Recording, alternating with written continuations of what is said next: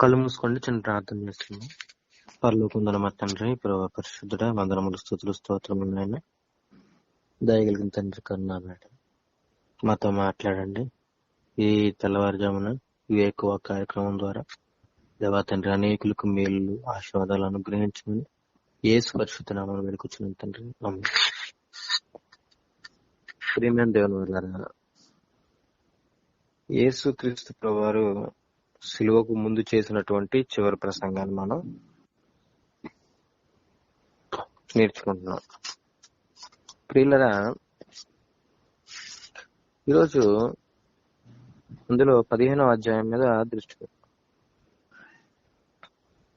15వ అధ్యాయం అంతా కూడా ఒక చక్కని విషయాన్ని బోధించడానికి ప్రభువు తీసుకున్న ఉపమానంతో నిండిపోయి ఉంటది. ఇది ఉపమానం అనేదానికంటే ఇది ఒక రూపకంగా ఉంటది. ఇందులో ప్రభు తానొక ద్రాక్షవల్లిని అని, శిష్యులు తీగలని, తండ్రి వ్యవసాయకుడని చెప్పడం జరుగుతుంది.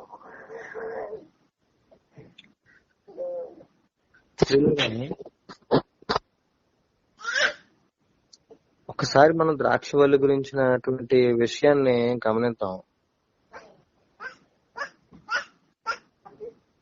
దయచేసి మ్యూట్ లో పెట్టండి, ఎవరో అన్మ్యూట్ లో ఉన్నట్టుంది. ఓకే, ద్రాక్షవల్లిని గురించి మనం ఆలోచించినట్లయితే, ద్రాక్షవల్లికి తీగలుంటాయి, ఆ తీగలకు తీగలుంటాయి. ఏమండి, ద్రాక్షవల్లికి తీగలుంటాయి, ఆ తీగలకు తీగలుంటాయి. ద్రాక్షవల్లికి ఉన్నటువంటి తీగలకు ఫలాలు కూడా ఉంటాయి. ఓకేనండి, ద్రాక్షవల్లికి ఉన్నటువంటి తీగలకు ఫలాలు కూడా ఉంటాయి. ఇప్పుడు యేసుక్రీస్తు ప్రభువారు ఏం చెప్తున్నారంటే, నాలో ఫలింపని ప్రతి తీగను ఆయన తీసి పారవేయను. నాలో అంటే ద్రాక్షవల్లిలో ఫలింపని ప్రతి తీగను కూడా ఆయన అంటే వ్యవసాయకుడు తీసి పారవేస్తాడంట. ఇప్పుడు ద్రాక్షవల్లిలో ఫలించే తీగలు, ఫలింపని తీగలు అని రెండు తీగలు ఉన్నాయి. ఫలించే తీగల్లో కూడా ఫలింపని తీగలు ఉంటాయి. ఎందుకంటే ద్రాక్షవల్లికి ఏముంటాయని చెప్పాం, మొదటగా తీగలుంటాయి, తీగల్లో తీగలుంటాయి, ఫలాలుంటాయి. ఈ విధంగా ద్రాక్షవల్లి స్ట్రక్చర్ ఉంటుంది. కాబట్టి ద్రాక్షవల్లితో ఉండి ఆ తీగ ఫలించకపోతే దాన్ని వ్యవసాయకుడు కట్ చేసి పడేస్తాడు. అలా కట్ చేయడం వల్ల ఏమవుతుందంటే ఆ తీగ ఎండిపోతుంది. ఎండిపోయిన తర్వాత దాన్ని అగ్నిలో వేస్తారు, అవి కాలిపోతాయి. ఫలింపన తీగల పరిస్థితి అది. ద్రాక్షవల్లితో అంటుకట్టబడి ఉండి కూడా అది ఫలించకపోతే దాన్ని కట్ చేసి బయట పారవేయడం జరుగుతుంది, అది ఎండిపోతుంది. దాన్ని అగ్నిలో వేయడం జరుగుతుంది, అది కాలిపోతుంది. అయితే ఇక్కడ ఇంకో విషయాన్ని మనం గమనించాలి. ఫలించు ప్రతి తీగే మరి ఎక్కువగా ఫలింపవలనని దానిలోని పనికిరాని తీగలను తీసివేయను. దేవునికి మహిమ కలుగును గాక.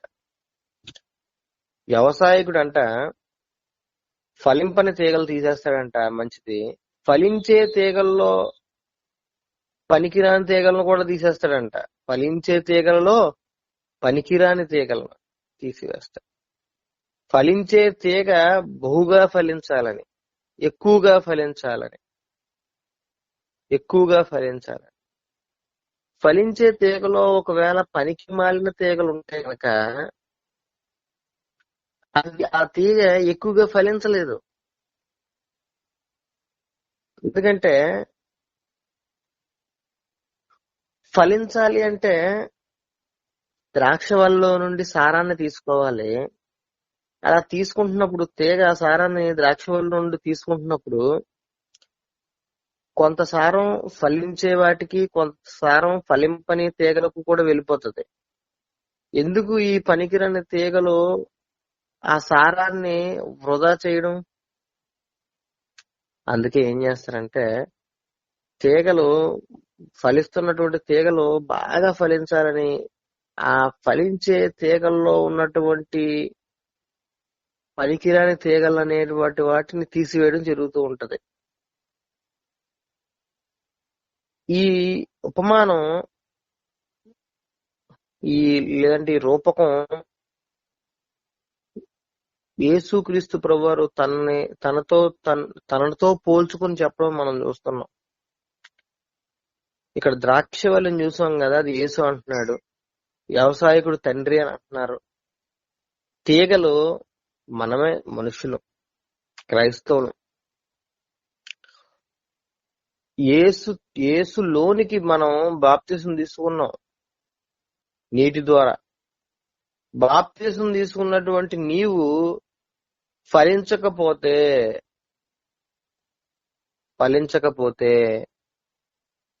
తీసిపడేయడం జరుగుతుంది. ఇక్కడ ద్రాక్షవల్లికి ఉన్న తీగలు యొక్క ఫలాలు ద్రాక్షలు, అంతే కదండి. ద్రాక్షవల్లికి ఉన్న తీగల యొక్క ఫలాలు ద్రాక్షలు.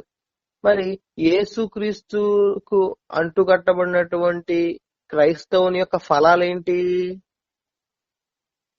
క్రైస్తవుని యొక్క ఫలాలేంటి?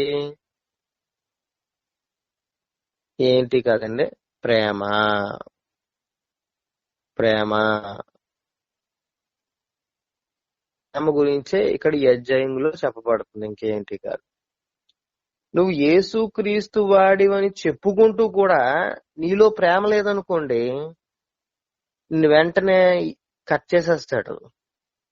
తండ్రి యేసు దగ్గరికి చేర్చువాడు, తండ్రి యేసు నుండి కట్ చేయవాడు కూడా. యేసుక్రీస్తు ప్రభువారు ఒక రోజు అంటారు కదా, ఒకడు తండ్రి చేత ఆకర్షించబడితేనే నా ఎద్దకు వస్తాడని చెప్తాడు. అది నిజమే. అదే ఆ ప్రభువే మరలా ఏమని అంటున్నారంటే, నాలో ఫలించకపోతే నా నుండి దూరంగా తీసుకుని పోయేవాడు కూడా తండ్రే. ఏంటండి, తండ్రి యేసు యొద్దకు తీసుకొని వస్తూ ఉంటాడు. ఒకవేళ యేసు దగ్గర మనం ఫలించకపోతే మనల్ని యేసు దగ్గర నుండి కూడా తీసేస్తాడు. కాబట్టి ప్రియమైన దేవుని వల్లరా మనం జాగ్రత్తగా ఉండాలి ఈ విషయంలో. దేవుని దయ వలన, దేవుని కృప వలన మనం ఆయన చేత ఆకర్షించబడి యేసు యొద్దకు వస్తున్నాం. ఇది మనకు చాలా మేలైన విషయమే, చాలా మంచిది. అయితే మనం గనక ఫలించకపోతే, మనం గనక ప్రేమ కలిగిన వారిగా ఉండకపోతే, మనలో దేవుడు ప్రేమను చూడకపోతే మనల్ని ఏం చేస్తాడంటే యేసు నుంచి విడదీసేస్తాడు. మనం లోకపరంగా క్రైస్తవులం కావచ్చు, కానీ దేవుని కోణంలో మనం క్రైస్తవులంగా అంగీకరించబడం. క్రైస్తవుడు అని అంటే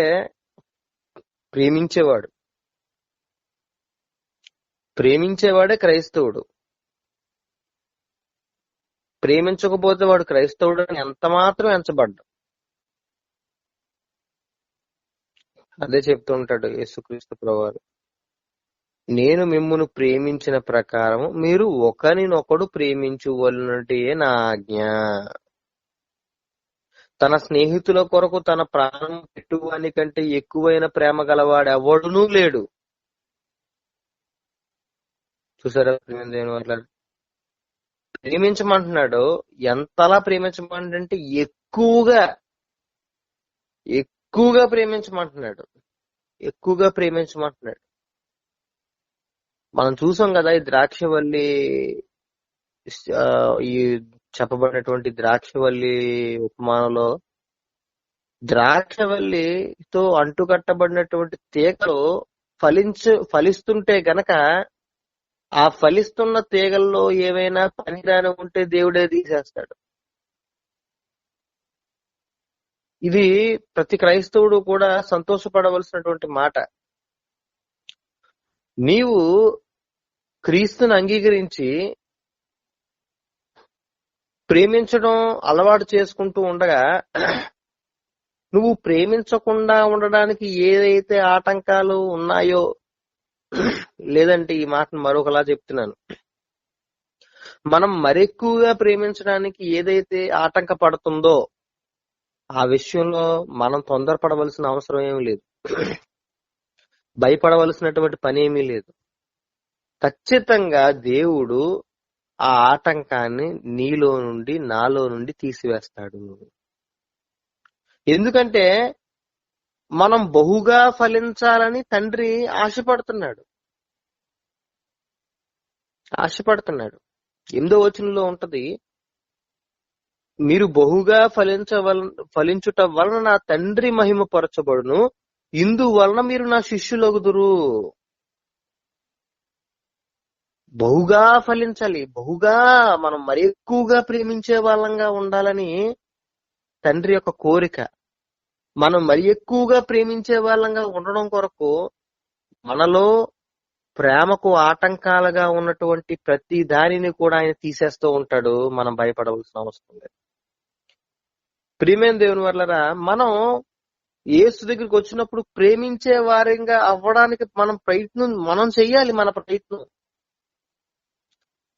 ప్రయత్నం మన దగ్గర ఉండాలి. నీవు నేను పూర్తిగా ఫలించలేము, కానీ కొంతవరకు ఫలించడానికి మనలో ప్రభు కార్యం చేశారు కదా. మనలో ప్రభు కార్యం చేశారు కదా.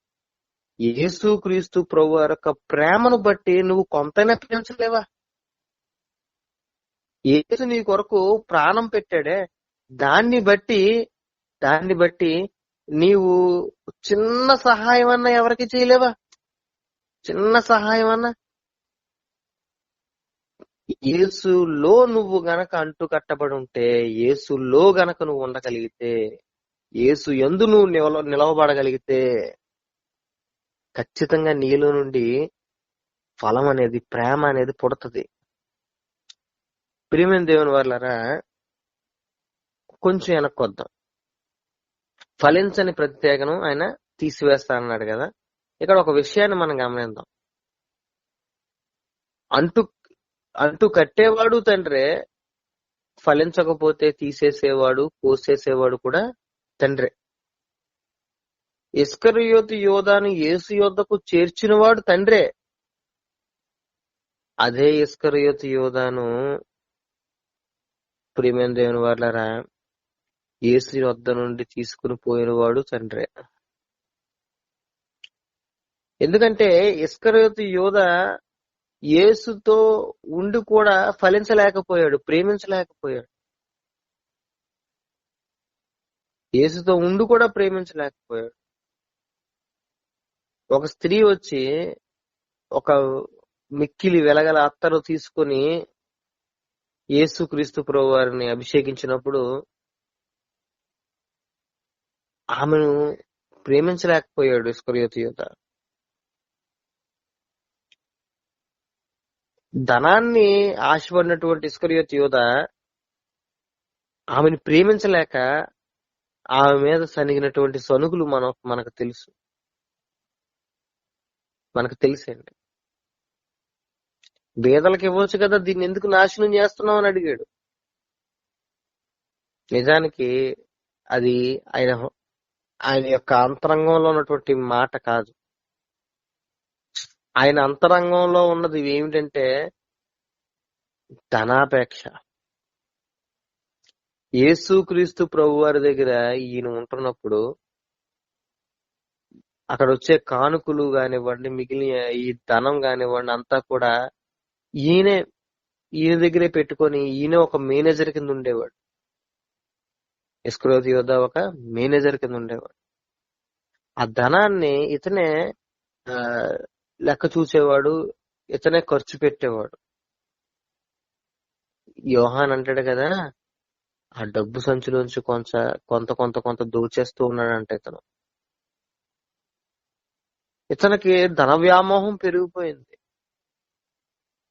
ఒక్కసారిగా అంత విలువైనటువంటి అత్తరు యేసుక్రీస్తు మీద పడినప్పుడు అతనికి వచ్చిన ఆలోచన ఏంటంటే, అతను చూసిన ఆలోచన, అయ్యో ఎంత విలువైనటువంటి సొమ్ము నేను కోల్పోయానే అనే బాధ అతనిలో కనబడి. నిజంగా ఒకసారి ఆలోచన చేయండి ప్రియమైన దేవుని వర్లారా. అతను ప్రభువును ప్రేమించినట్లయితే, ప్రభువు కనపరచబడుతున్నప్పుడు, మహింపరచబడుతున్నప్పుడు ఇతను కూడా సంతోషపడతాడండి. మనం మనం ప్రేమించేవారు మేలు నొందడాన్ని బట్టి మనం సంతోషపడతామండి.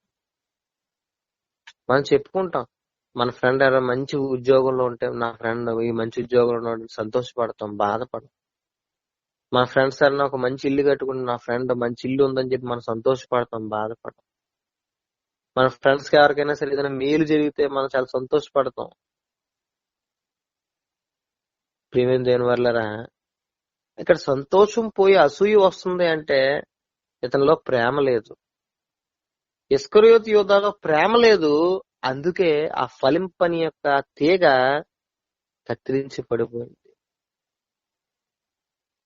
కత్తిరించబడిపోయింది.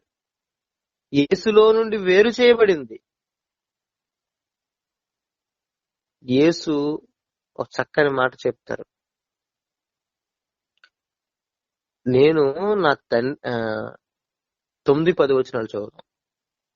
తండ్రి నన్ను ఎలాగు ప్రేమించునో నేనును మిమ్మును అలాగు ప్రేమించు,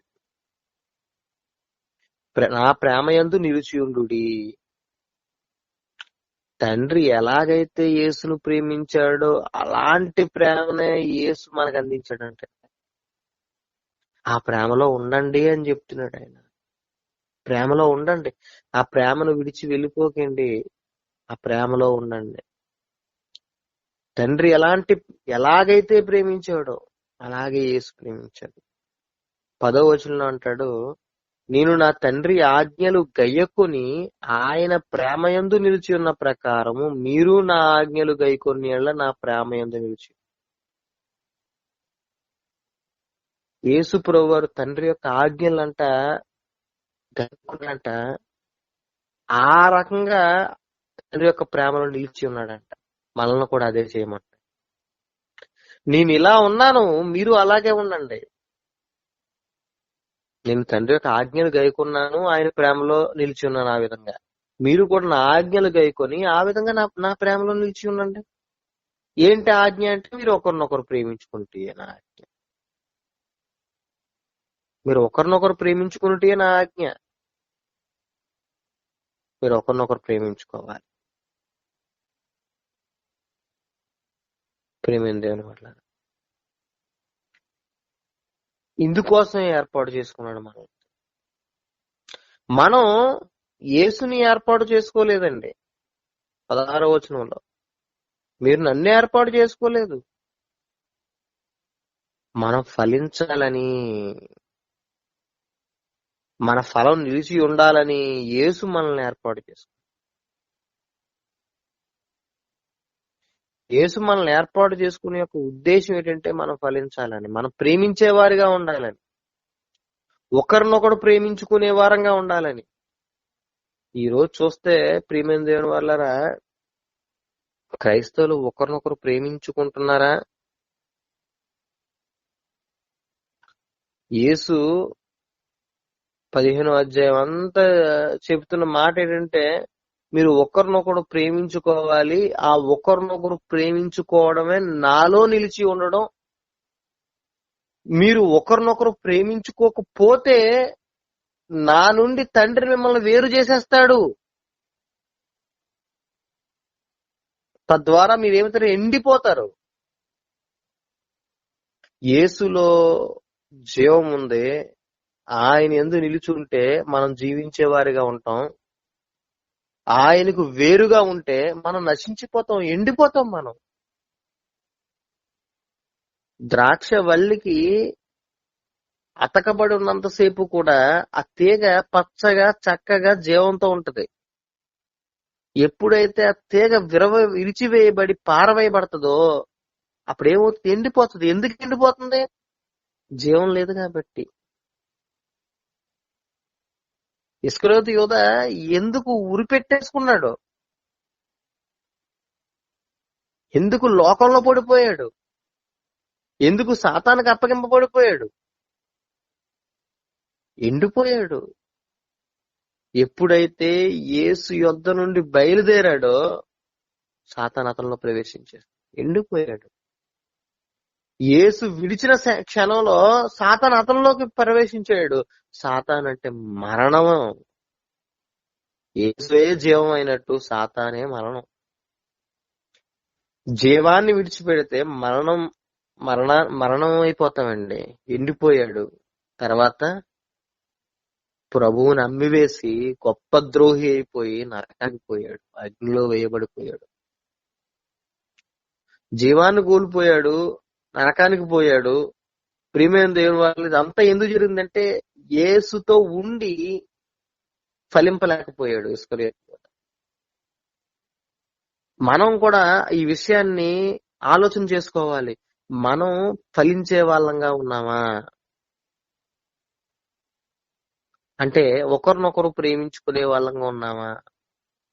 మనం ఒకరినొకరు ప్రేమించుకోవాలనే, ఈ ప్రేమలో మనం గొప్పగా ఫలించాలనే తండ్రి ఆశపడుతున్నాడు. మనం ఎంత గొప్పగా ఒకరినొకరు ప్రేమించుకుంటామో దేవునికి అంత మహిమ కలుగుతుంది. యేసుక్రీస్తు శిష్యులము అన్న విషయం ఈ ప్రేమను బట్టే తెలుస్తుంది. దీన్ని బట్టే. అయితే నేడు క్రైస్తవ సమాజంలో ఇట్టి ప్రేమ లేదండి. ఎక్కడో అక్కడక్కడ కొన్ని చోట్ల ఉందంతే. ఇంత గొప్ప ప్రేమ, ఒకరినొకరు ప్రేమించుకునేంత ప్రేమ క్రైస్తవ సమాజంలో కనుమరుగైపోతూ వస్తుంది. అపోస్తుల కార్యాల్లో మనం చూస్తే ఒక అద్భుతమైనటువంటి సంఘటన మనసును ఆశ్చర్యంలోకి తీసుకుపోతుంటది. చూడండి, అపోస్తుల కార్యాలు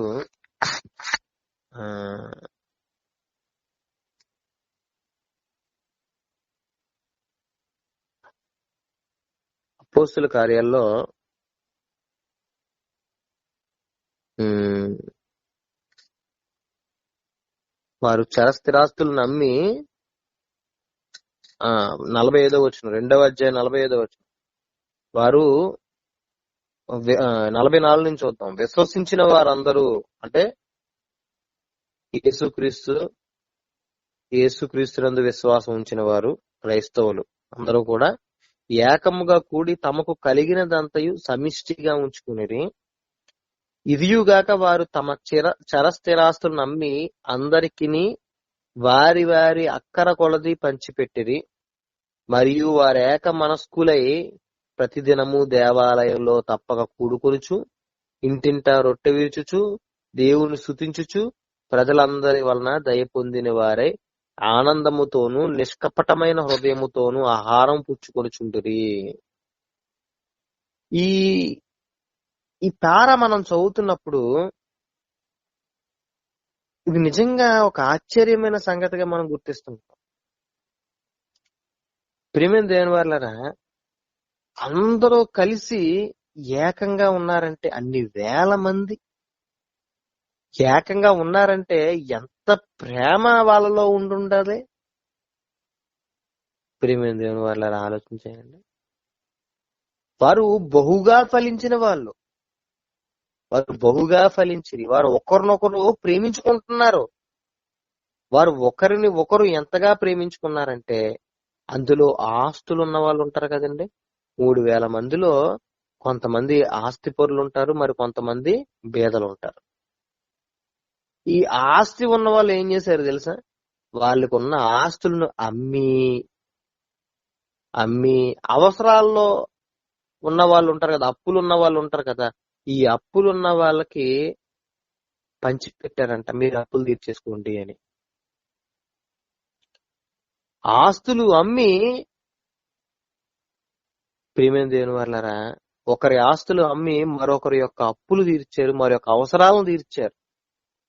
ఏమండి, ఎంత గొప్ప ప్రేమ ఆనాటి సంఘంలో కనబడుతుంది. ఒకరినొకరు ప్రేమించుకోవడం అంటే దీన్ని మనం ఒక ఒక చరిత్రలో జరిగినటువంటి గొప్ప ఉదాహరణగా తీసుకోవచ్చు. ఇది కోరుకుంటున్నాడు ప్రభు.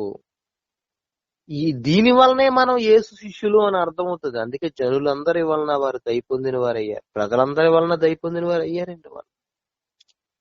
ఆ కార్యం చూస్తే అందరూ అవాక్ అవుతారు. ఈ గొప్ప ప్రేమ కార్యాన్ని బట్టే మనం క్రీస్తుకు శిష్యులము అని తెలుస్తుంది. ఈ గొప్ప ప్రేమ కార్యాన్ని బట్టి దేవుడు మహింపరచబడతాడు. ఎలా మహింపరచబడతాడు ఏమిటి అనేది మనం పక్కన పెడదాం, అది కాదు ఇంపార్టెంట్. దేవుడు మహింపరచబడతాడు అనేది ఇక్కడ ఇంపార్టెంట్. అవసరాల్లో ఉన్న వాళ్ళకి నేను సహాయం చేస్తే దేవుడు ఎలా మహింపరచబడతాడండి? ఇలాంటి లాజికల్ రీజనింగ్లు తర్వాత చేద్దాం. అంత పెద్ద అవసరమైనవి కాదు అవి. ఆయన ఎలా మహింపరచబడతాడు అనే మాట విను, ఆయన మహింపరచబడతాడు. ఆయన మాట వినటం బట్టి ఆయన మహింపరచబడతాడు. ప్రియమైన దేవుని వాళ్ళారా, నువ్వు ఒకరికి సహాయం చేసినప్పుడు ఆ సహాయం పొందినవాడు దేవుని స్తుతిస్తాడు. ఆ విధంగా దేవుడు మహింపరచబడతాడు.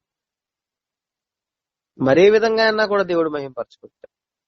అయితే ఇక్కడ మనం గ్రహించుకోవాల్సింది ఏంటంటే, ఆ గొప్ప ప్రేమను ఆనాటి సంఘస్థులు కనపరిచారు. మరి మనం ఎలా ఉంటున్నాం అనేది ఒకసారి చెక్ చేసుకోవాల్సిన పరిస్థితి ఉంది. మనం ఎలా ఉంటున్నాం? యేసుక్రీస్తు ప్రభు వారు చెప్పినట్టు అనేకుల్లో ప్రేమ చల్లారును అన్న మాట చందంగా ఉంటున్నామా? అనేకుల్లో ప్రేమ చల్లారును అని ఆయన చెప్పాడు కదా. ఈ రాకడ సమయంలో మనం ప్రేమ చల్లారిపోయిన వాళ్ళంగా, భ్రష్టులంగా, ఫలింపని తీగలగా, ఎండిపోయిన వారంగా, నరకపాత్రులుగా మారిపోతున్నామా? ఒకసారి మనల్ని మనం పరీక్షించుకోవాలి. ప్రియమైన, నువ్వు చేసే కార్యాలు ఈ లోకం మెచ్చకపోవచ్చు, కానీ దేవుడు మెచ్చుకుంటాడు.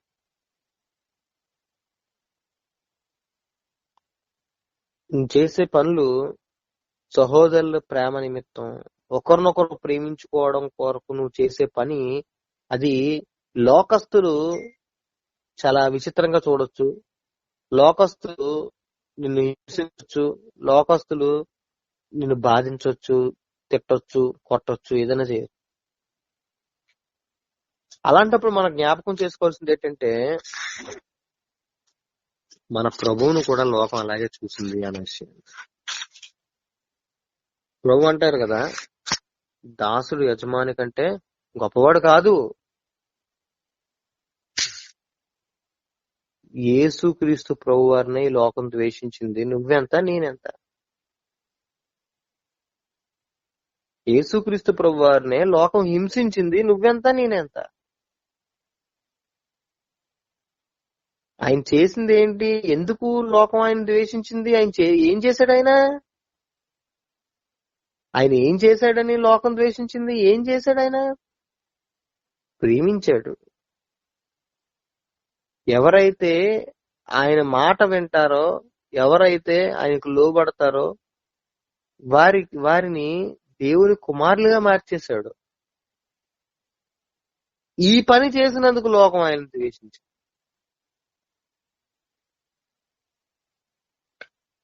ఆయన చేసింది ఏ తప్పు కాదండి. ఆయన స్వస్థపరిచాడు, లోకం ద్వేషించింది. వ్యభిచారమందున్న స్త్రీని ఆయన కాపాడాడు, లోకం ద్వేషించింది. పుట్టి గుడ్డివాడిని స్వస్థపరిస్తే లోకం ద్వేషించింది. ప్రియమైన దేవుని వల్లరా, ఆయన చేసినటువంటి మంచి కార్యాలకు, ఆయన చూపించినటువంటి ఆ ప్రేమ కార్యాలకు లోకం ఆయన ద్వేషించింది. ఆయన ద్వేషించబడ్డానికి కారణం ఆయన చేసినటువంటి ఆ ప్రేమ కార్యాలే. ప్రియులారా, నీవు కూడా యేసు ఆజ్ఞల ప్రకారం నడుచుకుంటుంటే, యేసులో నిలిచి ఉంటుంటే, యేసు చెప్పినట్టుగా ఫలిస్తుంటుంటే, అనగా ఒకరినొకరు ప్రేమించుకుంటున్నప్పుడు లోకం ద్వేషిస్తది. దానికి నువ్వు అసలు ఆలోచన చేయకూడదు. దానికోసం కదా నువ్వు చేయాలి ఆలోచన. యేసులో ఇంకా ఎలా ఫలించాలనే ఆలోచన నువ్వు చేయాలి. లోకం ఎందుకు మనల్ని ద్వేషిస్తుందంటే మన లోక సంబంధం కాదు కాబట్టి అంటున్నాడు ఆయన. మన లోక సంబంధులు అయితే లోకం మనల్ని ప్రేమిస్తుంది. తన వారిని లోకం ప్రేమిస్తుంది. మన వాళ్ళని మనం ప్రేమించుకుంటాంగా. ఎవరి వారిని వాళ్ళు ప్రేమించుకుంటారుగా. ఆ లోకస్తులని లోకం ప్రేమిస్తుంది. వాళ్ళకి మంచి సౌకర్యాలు, కంఫర్టబిలిటీని కలగజేస్తుంది. మరి నువ్వు యేసుక్రీస్తుకు చెందినవాడిగా ఉంటే నిన్ను లోకం ఎందుకు ప్రేమిస్తుంది? ప్రేమించదు, ద్వేషిస్తుంది. కాబట్టి ప్రియమైన దేవుని వల్లరా, లోకం ద్వేషిస్తున్నప్పుడు మీరు దాన్ని దృష్టించకండి. ప్రభు చెప్తారు మత్తయి సువార్తలో, నిన్ను కుడి చెంప మీద కొట్టు వాళ్ళతోటి ఎడమ చెంప చూపించును. దానికంటే ముందు ఆ అధ్యాయం మొదట్లో చెప్తారు, మనం ఈ ప్రకారంగా నడుచుకోవడం వల్ల అంటే తండ్రి మహింపరచుకుంటాడంట. లోకంలో మనల్ని చేతగాని వాడు అనుకోవచ్చు, వీడేంటి కొడితే కొట్టించుకుంటున్నాడు అని చెప్పి కనీసం ప్రతిఘటన కూడా చేయలేకపోతున్నాడు, ప్రతిఘటించలేకపోతున్నాడు, వీడు చేతగాని వాడని లోకం అనుకోవచ్చు. కానీ తండ్రి మహింపరచబడతాడు. యేసుక్రీస్తు ప్రభువారు సిలువ వేయబడుతున్న ఆ సందర్భాన్ని జ్ఞాపకం తెచ్చుకోండి. ఆయన సిలువ వేయబడుతున్నప్పుడు ఆయన ఒక చేతగాని వారిగా చూశారు. ఏమన్నారు ఆయన్ని? నువ్వు సిలువ మీద నుండి దిగిరా, నిన్ను నువ్వే రక్షించుకో, దాన్ని బట్టి నువ్వు రక్షిస్తావు లేదు మాకు అర్థం అవుద్దని వాళ్ళన్న మాటలు అపహాస్యపు మాటలేదు. ఆయన్ని ఉమ్ము వేయడం గాని, ఆయన పిడిగుద్దులు గుద్దడం గాని, ఎవరు గుద్దారో చెప్పుకో అని ప్రవశించమండడం గాని, ఇవన్నీ కూడా ఆయన కలిగిన గొప్ప అవమానాలు. ఈ అవమానాలన్నీ సహించి ఆయన నిలబడ్డది ఎందుకంటే తండ్రి మహింపరచబడతాడు. తండ్రి మన నుండి కోరుకుంటుంది ఏంటంటే ప్రేమ. యేసు ఎలాగైతే తండ్రి యొక్క ఆజ్ఞలు గైకొని ఆయన ప్రేమ యందు నిలిచి ఉన్నాడో, మనం కూడా యేసు యొక్క ఆజ్ఞలు కనుక్కొని యేసు యందు నిలిచి ఉండాలి.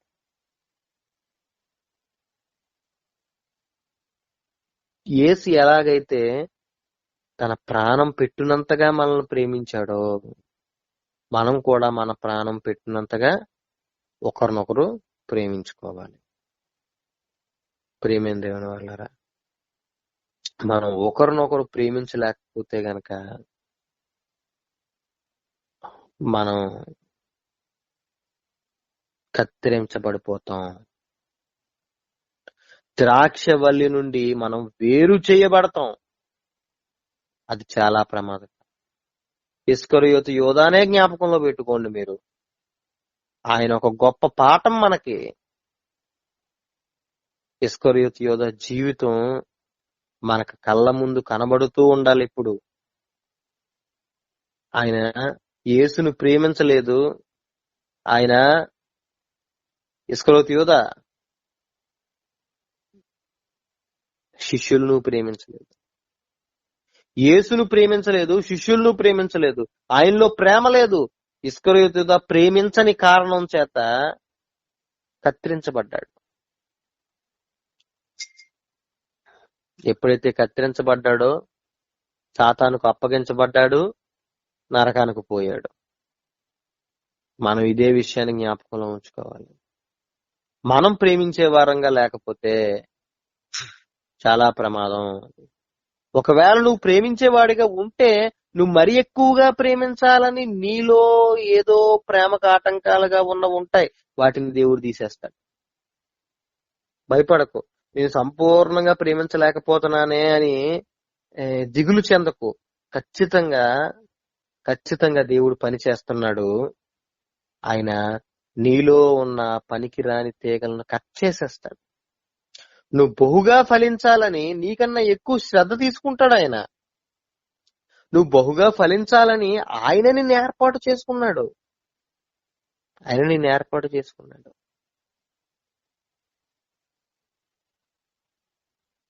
ప్రియమైన దేవుని వల్లరా, మనలో కొంతమందికి డౌట్ వస్తూ ఉంటది, నేను అసలు ఫలిస్తున్నానా అనేటువంటి డౌట్ రావడం సహజం. దానికి యేసుక్రీస్తు ప్రభువారు ఏమన్నారో సార్ చూడండి.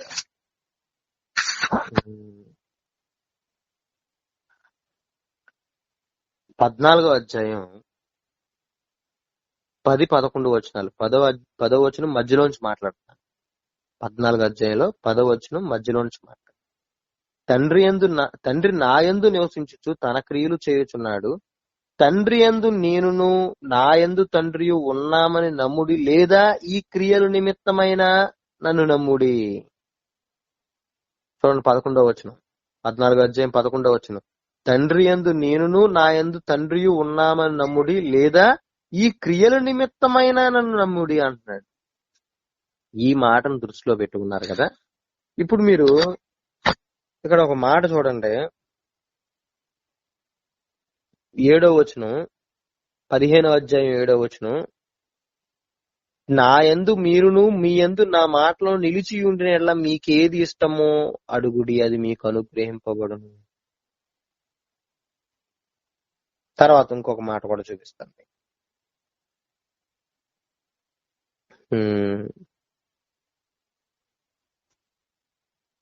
16వ వచనంలో ఉంటుంది చూడండి.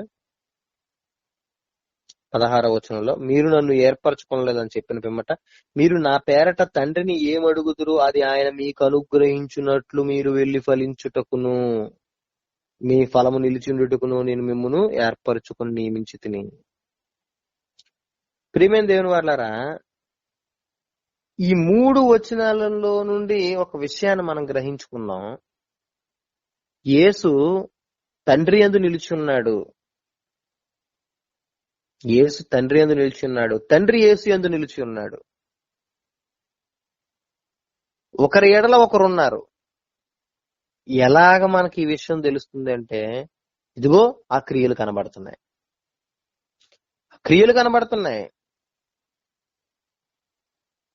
యేసుక్రీస్తు ప్రభువారు చేసినటువంటి క్రియలు, ఆ క్రియలను బట్టి మనం గ్రహించుకోగలుగుతున్నాం. ఆయన గుడ్డివారికి, కుంటివారికి, బీదవారికి చేస్తున్నటువంటి ఆ గొప్ప సహాయం, ఆ అద్భుతాలు, సూచక్రియలు ఇవన్నీ కూడా మనకు తెలియజేస్తున్నాయి. ఆయన దేవుని యందు నిలిచి ఉన్నవాడు, దేవుడు ఆయన యందు నిలిచి ఉన్నాడని. అదే అడుగుతున్నాడు, అదే చెబుతున్నాడు మనకి. అదే చెబుతున్నాడు యేసు. మీరు నా యందు నేను మీ యందు నిలిచి ఉంటే గనక మీరు కూడా ఏమడిగితే అది జరుగుతాయి. మీకు ఏది ఇష్టమో అది అడుగుడు, అది మీకు అనుగ్రహించుకో. ఒకరోజు యేసుక్రీస్తు ప్రభువారి దగ్గరికి ఒక గుడ్డివాడో కుష్టివాడో వచ్చి అంటారు, ప్రభువా నీకు ఇష్టమైతే నన్ను స్వస్థపరచు అని అడుగుతాడు. కుష్టివాడేమో కోసం నీకు ఇష్టమైతే నన్ను స్వస్థపరచు అని అడిగితే యేసు అంటారు, నాకు ఇష్టమే.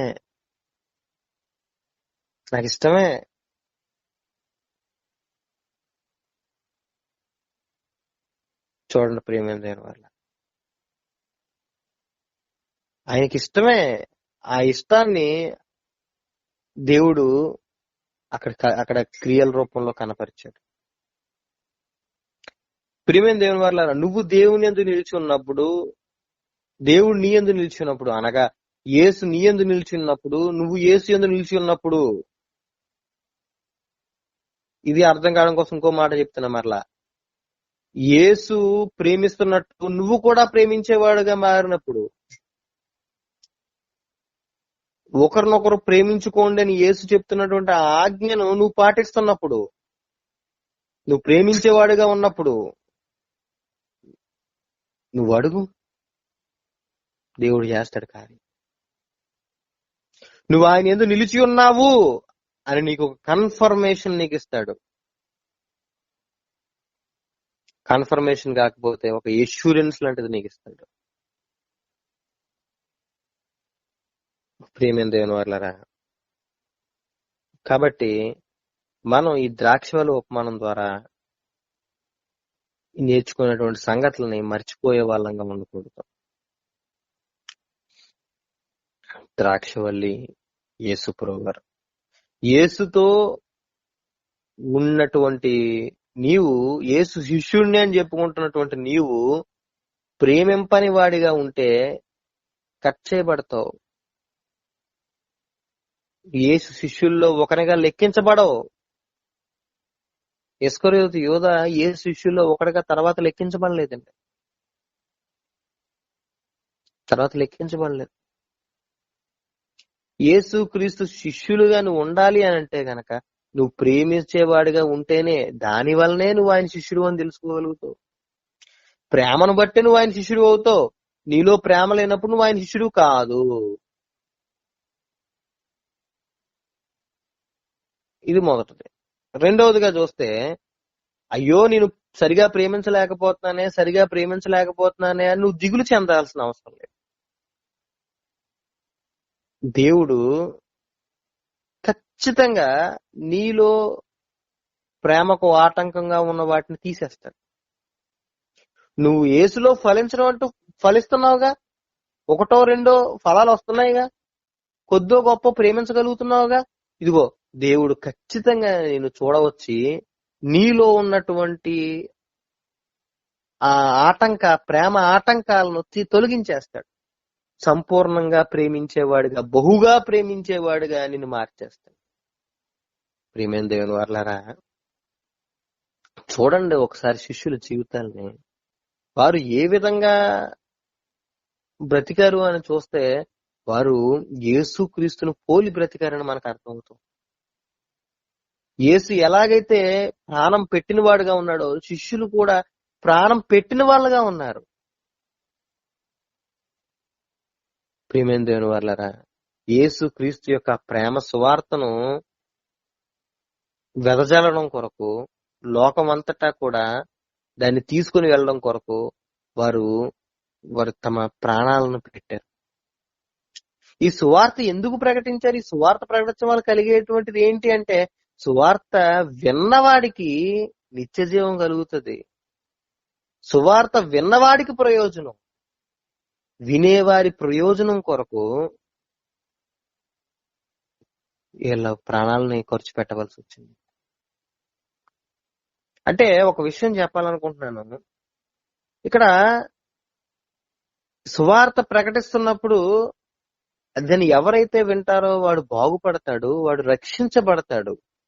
అంటే ఇతరులను రక్షించడం కొరకు, మరొకరిని రక్షించడం కొరకు తను తానే బలిగా అర్పించుకున్నారు శిష్యులు.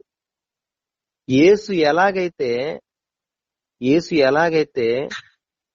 బ్రతికాడో, ఎలాగైతే మరణించాడో, అలాంటి బ్రతుకు మరణం శిష్యుల్లో కనబడుతుంది. ఒకప్పుడు శిష్యులు అలా లేరు. యేసుతో ఉన్న ఆ రోజుల్లో శిష్యులు అంత బహుగా ఫలించిన వారిగా లేరు వాళ్ళు. కానీ దేవుడు వారికి పరిశుద్ధాత్మను అనుగ్రహించి వారిని బహుగా ఫలింపజేశాడు. వారిలో ఉన్నటువంటి లోపాలన్నిటిని కూడా సవరించి తీసివేసి వారు బహుగా ఫలించేలా చేశాడు. ప్రియమైన దేవుని బిడ్డ, నువ్వు భయపడాల్సింది ఏమీ లేదు. నువ్వు ఫలించేవాడిగా నువ్వు ఉన్నప్పుడు, క్రీస్తుతో నువ్వు జత చేయబడ్డావు కదా, నువ్వు క్రీస్తు యొక్క ప్రేమను కనపరిచేవాడిగా నువ్వు ఉండు. పూర్తిగా కనపరచలేనప్పుడు నువ్వు బాధపడాల్సింది ఏమీ లేదు. ఆయనే దేవుడే నీలో కార్యం చేస్తాడు. నువ్వు పూర్తిగా ప్రేమించేవాడిగా చేస్తాడు. అలాగని నువ్వు ప్రేమించని వాడిగా ఉండి మొత్తం దేవుడే చెయ్యాలి అంటే ఎలా? యేసుక్రీస్తు నిన్ను ప్రేమించినప్పుడు నీలో ఎటువంటి చలనం కలగకపోతే ఎలా? యేసుక్రీస్తుని బట్టి నీలో మార్పు రావాలి కదా. నీ కఠిన హృదయం అలాగే ఉండిపోవాలా? నా హృదయాన్ని ఇప్పటికైనా మార్చుకోవాలి, యేసు నా కొరకు ప్రాణమే పెట్టాడు, నేను ఈ మాత్రం చేయలేనా? నువ్వు ఒక కొంచెమన్నా ముందుకెళ్ళకపోతే ఎలా? నీ మనసు నువ్వు మార్చుకో, మారు మనసు పొందు, మారు మనసు పొందు. క్రీస్తును చూడు. ఈరోజు క్రీస్తును చూసే క్రైస్తవుల కన్నా క్రైస్తవులను చూసే క్రైస్తవులే ఎక్కువ. క్రీస్తును చూడండి, క్రైస్తవులను చూడొద్దు. క్రీస్తును చూడండి. క్రీస్తును చూస్తే నువ్వు ఒక గొప్ప మాదిరికరమైన క్రైస్తవుడుగా ఉండగలుగుతావు. కానీ నువ్వు క్రైస్తవుని చూస్తే ఆ క్రైస్తవుడు మాదిరికరమైన క్రైస్తవుడు కాకపోయినట్లయితే, నువ్వు చూసే క్రైస్తవుడు ప్రేమ లేని వాడైతే, యేసుతో అంటూ కట్టబడని వాడైతే, అది నీకు చాలా ప్రమాదకరం. సంఘం ఆలోచన విధానం ఇలాగే ఉంది. ఏ పాస్టర్ లేడు కదా, నేనెందుకు బాగా బతకాలి ఇలా అనుకుంటున్నారు. ఏ పాస్టర్ లేడా? ఉంటారు. ఎందుకుంటారు? నీ కంటికి కనబడే కొంతమంది సరిగా లేరని చెప్పి అందరూ కూడా సరిగా లేరని నేనెందుకు అలా ఉండాలని నువ్వు అనుకుంటున్నావు? అలా అనుకో మాట. అలా వద్దు, అది మంచిది కాదు. అది క్రీస్తుని నమ్ముకొని ఎంతమంది నిజాయితీగా ఉంటున్నారు అని నువ్వు ప్రశ్నించుకొని, ఎవరో నిజాయితీగా ఉండట్లేదని నీకు అనిపించి నీకు నువ్వే నిర్ణయాలు తీసుకునేవాడిగా నువ్వు ఉండొద్దు. అది మంచిది కాదు. యేసుని చూసి యేసు బ్రతుకుని నువ్వు అవలంబించి యేసులా నువ్వు ఫలించేవాడిగా ఉండకపోతే అది నీకు చాలా ప్రమాదకరంగా మారుతుంది. ఇస్కరియోతు యోధ నాశనం అయినట్టు అది తోచుతుంది. కనుక ప్రియమైన దేవుని వాళ్ళరా, మనం మన జీవితాల్లో ఉపమానాన్ని జ్ఞాపకం ఉంచుకుని ఫలించే వాళ్ళంగా, అనగా ఒకరినొకరు ప్రేమించుకునే వాళ్ళంగా, మృక్కుటంగా ప్రేమించుకునే వాళ్ళంగా, ప్రియమైన దేవుని వాళ్ళరా, ఇంకా ఆ ఆది సంఘం యొక్క మాదిరిని మన జ్ఞాపకం చేసుకునే వాళ్ళంగా, యెరూషలేములో కరువు వస్తే ఎక్కడెక్కడో ఉన్న సంఘాలు వాళ్ళందరూ కూడా వారికి సహాయాన్ని పంపిస్తారు. ఒకరి అవసరాల్లో ఒకరు చేతులు చాస్తున్నారు. ఈ గొప్ప ప్రేమ చూడండి. ఒకరికొకరు సహాయం చేసుకుంటారు. ఈ రోజు చూస్తే ఒక డినామినేషన్లుగా మనం విడిపోయాం. ఈరోజు ఒకరినొకరు ప్రేమించుకోలేనటువంటి భ్రష్ట పరిస్థితుల్లో మనం ఉన్నాం. మన హృదయాలు కఠినమైపోయి ఉన్నాయి. ప్రియమైన దేవుని వాళ్ళారా, అప్పులు తీర్చాల్సింది అంత చేయకపోయినా కనీసం ఒక ముద్ద పెట్టేటటువంటి వారుగా కూడా క్రైస్తవులు చాలా మంది ఉండటం లేదు. అప్పులు నువ్వు తీర్చలేకపోవచ్చు, ఒక ముద్ద పెట్టైనా సరే ఒక పేద క్రైస్తవురాలని నువ్వు ఆదుకోవచ్చు. అది చేసే వాళ్ళగా చాలా మంది ఉండటం లేదు. కొంతమందే ఉంటున్నారు. అందుకే ప్రభువు చెప్పినట్టు కొద్ది మందిదే పరలోకం అనే విషయం మాటికి జ్ఞాపకం వస్తూ ఉంటది. కొద్ది మంది ప్రేమించేవారుగా, కొద్ది మంది సహాయం చేసేవారుగా ఉన్న వాళ్ళని చూస్తుంటే అవును నిజమే, ప్రభువు చెప్పినట్టు కొద్ది మందిదే పరలోకం. ఆ కొద్ది మందిలో నేనున్నానా, నువ్వున్నావా అని మనం ఆలోచన చేసుకోవాలి. కళ్ళు మూసుకొని ప్రార్థన చేసుకో. పరలోకం ఉందన్న మా తండ్రి, ప్రభువా పరిశుద్ధుడా, వందనాలు, స్తుతులు, స్తోత్రాలు తండ్రి. ప్రభువా పరిశుద్ధుడా, నీతో అంటు కట్టబడి ఉండడానికి మాకు సహాయం, నీతో ఫలించడానికి మాకు కృప చూపు. ప్రభువా పరిశుద్ధుడా, మహోన్నతుడా, ఒకరినొకరు ప్రేమించుకోవడంలో మేము వృద్ధి చెందడానికి దేవా ప్రభువా మాకు సహాయం దయచేయి. దేవా తండ్రి, సంఘం ఎలా అయితే ఒకరినొకరు మేము కూడా ఒకరినొకరు ప్రేమించుకొని నీలో నిలిచి ఉండులాగన దేవా ప్రభువా ఇతరులకు మేలుకరమైంది మేము మీ వద్ద నుండి అడిగి పుచ్చుకునే వాళ్ళంగా ఉండుటకు సహాయం దయచేయండి. యేసు పరిశుద్ధ నామమున వేడుకుంటున్నాను.